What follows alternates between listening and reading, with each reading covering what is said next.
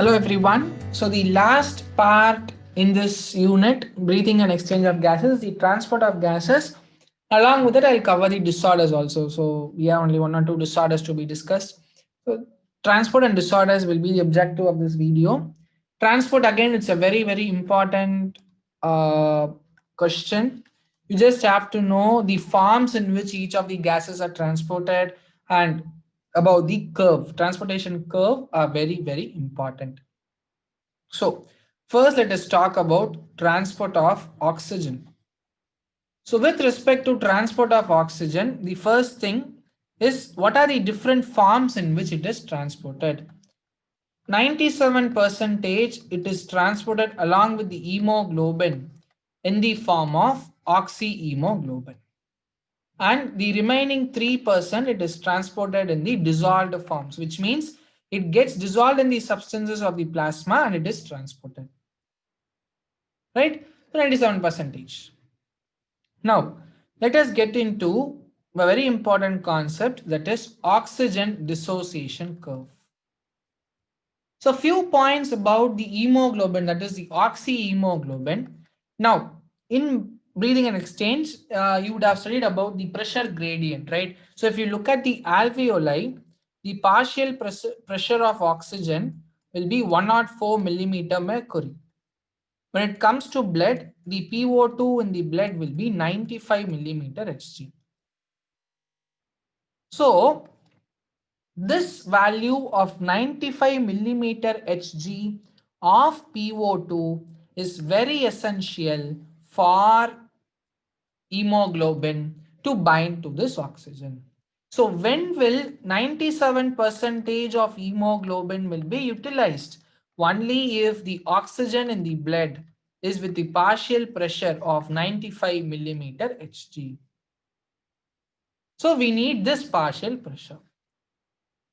So there was a curve called oxygen dissociation curve that was plotted against the partial pressure of oxygen and percentage of saturation of hemoglobin. So just giving some markings here: 0, 10, 20, 30, 50, 70, 100. And this side just random scaling, okay, 20, 40, 80, 90, 100. It was observed that the oxygen dissociation curve was of a sigmoid type. It was of a sigmoid shaped curve. So this is the first point that you must know with respect to ODC. It was a sigmoid shaped curve. It was a sigma shaped curve. So at PO2 of 95, which means I can say 95 is somewhere here, right? Just a minute. Somewhere here. So at 95, my percentage of saturation of hemoglobin is almost 97. Sorry. Okay, curve is not accurate, but this is what the curve is trying to tell. What is the meaning of saturation is, if suppose there are 100 molecules of hemoglobin, 97 hemoglobin is accompanied by oxygen. So how much amounts of hemoglobin is bound to oxygen? That is called percentage of saturation, right? Percentage of saturation is bound hemoglobin, in short, if I want to say. Now, questions that is very important is, we have got two phenomenon. One is called a shift to right and shift to left. Now, I'll just draw each of these curves. So this green color is my shift to right curve. And the blue color that I'm going to draw is the shift to left curve. So this is shift to left curve. This is the normal curve. And this is my shift to right curve. Now the important question that can be asked is, what are the factors that will favor shift to right? What are the factors that will favor shift to left? What are the factors that will favor shift to right? What are the factors that will favor shift to left? Now, we will be discussing mainly on these three parameters, PO2, PCO2, H plus. Now, what is the shift to right indicating? See, all these curves, you need to identify the slope. So how will you identify a slope? I'll just try to make you guys understand. For no, even in your chemistry, if you take, you will have some curves like this. You would have given P and V. You've given curve 1, curve 2. Identify which of the curves has got more pressure, more vessel. Compare the two curves. T1 is greater than T2. Something you would have given, right? So something, how will you interpret? So everything you need a slope. For interpreting a slope, follow the three things. Three golden rules, okay? Golden rules in identifying a slope of a curve. First, fix a point. This is the rule that I follow on x-axis. Second rule, find the corresponding y coordinates for different curves for that x point. For example, here there are two curves.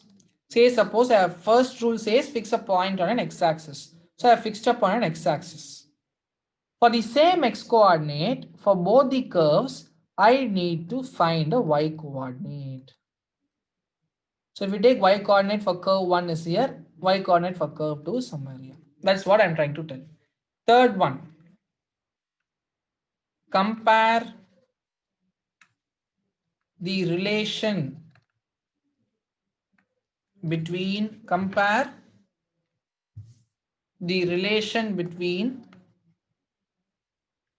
quantities. Sorry for my bad handwriting, there is some issue between the quantities of x and y axis. Now here if you take P and V are the quantities given in x and y axis. So I need to compare relation. So Boyle law says P is inversely proportional to V. P is inversely proportional to V. Fourth one, arrive at a result. How will you arrive at a result? It's very simple. Now say suppose I want to find out which curve is greater, curve 1 or curve 2. So I have compared the relation and I have come to a conclusion that P is inversely proportional to V. So if you look at the slope is what? Area under the curve. So if you look at the area under the curve 1, it is more for curve 1 than for curve 2. Right? Area under the curve 1 is more than area under the curve 2. Here I want to insist on one thing.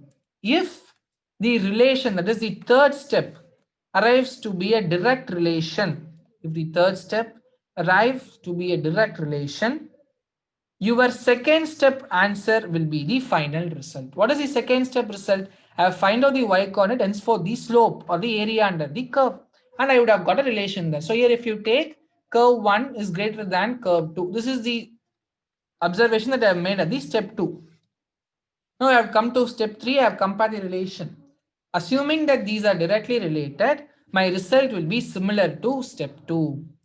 If they are inversely proportional, they are opposite of step 2. So here if you take curve 2 will be greater than curve 1 because they are inversely proportional. So find the area under the slope, look into the relation. If it is directly related, your first answer will be the answer, final result. Slope, if this curve 1 greater than curve 2, result will also be the same. But since they are inversely related, you need to take the other way around. This is how you will find the slope. Similarly, for this curve, if we try to find the slope, see here. Now, let me fix a point. Say suppose at 50, I'm trying to fix a point. If I try to find the corresponding y coordinate, say suppose it is at 80. At the same 50, for the normal curve, if you take it is somewhere around 90, which means slope of normal curve is greater than slope of right curve. So step 2 is done. Step 3, compare the relation. Percentage of saturation of hemoglobin versus PO2, which is directly related. More is the PO2, more is the percentage of saturation, less is the PO2, less is the percentage of saturation. So my answer is slope of the right, that is right curve, is less than the normal curve. So less in the terms, all the net dissociation parameters are favoring. So shift to right will favor dissociation more than formation. Sorry, my nib is not that sensitive. Dissociation is favored when there is shift to right. So what are the factors that will favor dissociation is lesser PO2, greater PCO2 and greater H plus. So remember these three things: PO2, PCO2, H plus ion. Shift to right, PO2 will be less, automatically the other parameters will be more. Shift to left, PO2 will be more. Okay, PO2 is more, but PCO2 and H plus will be less. These are the points that you must know with respect to oxygen dissociation curve. So shift to left favored by increased PCO2, decreased PCO2, decreased H plus. Shift to right favors dissociation, that is decreased PO2, increased PCO2, increased H plus. They favor dissociation or the shift to right curve. These are the important things. In your question, you will confuse you with pH. So please be very careful. Shift to right favored by increased H plus ion concentration, which means pH is less. Right? So have fixed point, take it as H plus. When they ask pH in the question, try to do it the other way. That's it. Very simple. So this is with respect to oxygen dissociation curve. Now, with respect to, next we'll proceed to transport of carbon dioxide. With respect to carbon dioxide, first as usual our protocol, you should just know what are the forms in which it is transported. It is transported as carbaminohemoglobin, that is carbon dioxide transported along with hemoglobin only for about 20 to 25%. About 70% it is transported as bicarbonate form. That is very, very, very important. Okay, it is transported majority in form of bicarbonates, and remaining 5% dissolved form. Remaining 5% dissolved form. Important for your NEET is just the bicarbonate form. Now, with respect to bicarbonate, you just have to know what happens at alveoli, what happens at tissues. Now, where is this carbon dioxide formation taking place? Carbon dioxide formation, it is taking place only at the tissue level, right? It is taking place only at the tissues level. So from the tissue, you should have the carbon dioxide being transported. So in the tissues, there are huge amounts of carbon dioxide that combines with water. In the presence of an enzyme called carbonic anhydrase, it forms bicarbonic acid. This in turn forms H plus and HCO3 minus. This in turn forms H plus and HCO3 minus. So we have got huge amounts of bicarbonate ion, which in turn contains carbon dioxide, and this is being transported across our bloodstream. So in tissues where there is huge amounts of carbon dioxide, we have formation of bicarbonic acid that in turn leads on to the formation of hydrogen ion and the bicarbonate ion. Now, in the alveoli, so now from the tissues through the bloodstream, it is all this bicarbonate ion is being traveling, it reaches the alveoli. In the alveoli, this bicarbonate ion, it combines with the hydrogen ions present there to form bicarbonic acid. That in turn forms carbon dioxide and then water. So this carbon dioxide is being eliminated via the lungs, right? So there is formation of carbon dioxide taking place in the lungs or in the alveoli. There is dissociation or there is formation of bicarbonic acid and the bicarbonate ion in the tissues. So this is the point that you must know. So at the alveoli, there is less PCO2, hence it favors formation. Here, tissues PCO2 is more, so there is formation of bicarbonic acid. There is formation of bicarbonic acid. Right? This is about the transport of carbon dioxide. Last one, I just wanted to talk about disorders. It's very simple. You just have to know two disorders. One is asthma, another one is emphysema. See, asthma, if you take, it is the disease of bronchi and the bronchioles. Now, just remember, almost many will be asthmatic. You will have that bronchodilators. You will be taking that bronchodilators. So it's basically to dilate the bronchi.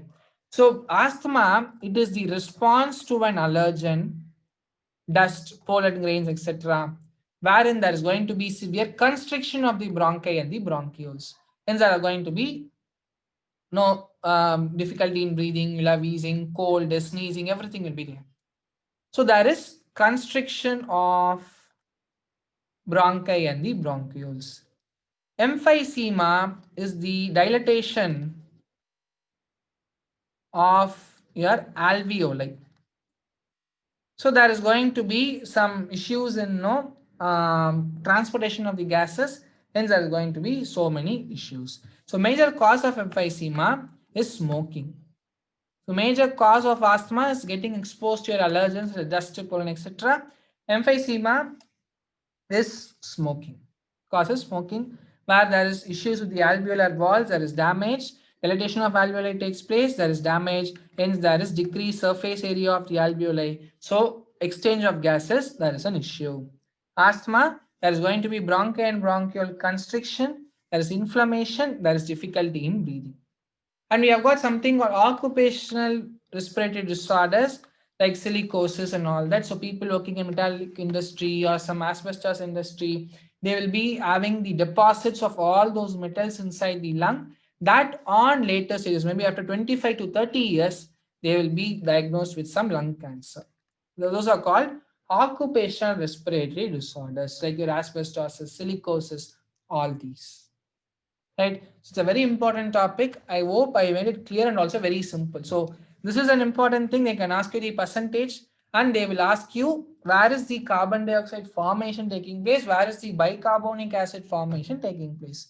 With respect to ODC, you just have to know the curve. So shift to right, favored by decreased PO2, increase PCO2, increase H plus. Shift to left, favored by increased PO2, decrease PCO2, decrease H plus. So shift to left curve is usually found in fetal hemoglobin, HbF. Fetal hemoglobin.